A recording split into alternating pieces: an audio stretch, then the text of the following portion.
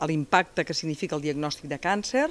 perquè és una malaltia que està molt relacionada encara amb la mort, amb el patiment, amb el càstig immerescut, i tot el que significa a la vida de la persona i de la seva família el moment en el que apareix. Després passarem a l'etapa del tractament, que realment és la que genera moltes alteracions a la qualitat de vida, però que és un obstacle necessari per curar-se. El que passa és que a vegades costa d'assumir que el tractament provoca més problemes que la malaltia, des de problemes estètics, físics, funcionals, persones que tenen després, se'ls infla un braç, o se'ls genera impotència, o se'ls genera haver d'anar a fer les necessitats en una bossa, i tot això, clar, a nivell psicològic genera, encara que s'hagin curat, i que sigui una bona notícia, clar, a nivell de qualitat de vida és molt complicat. I tot això empalma amb la tercera etapa, que seria un cop finalitzat el tractament, que semblaria que quan una persona ja s'ha curat ja no té problemes psicològics, però just és quan apareix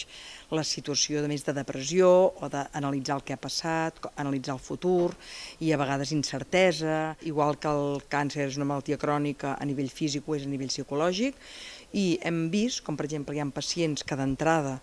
ni s'atreveixen a dir tinc càncer i que amb el temps van com baixant aquesta ansietat i aquesta por. O sigui, respectar molt aquest temps emocional i psicològic, aquesta adaptació, respectar molt aquests temps, acceptar que és un impacte, que és una cosa negativa a la vida de qualsevol persona, que no és per ningú una cosa de gust, i això és molt important perquè s'ha demostrat que acceptar aquestes emocions desagradables o negatives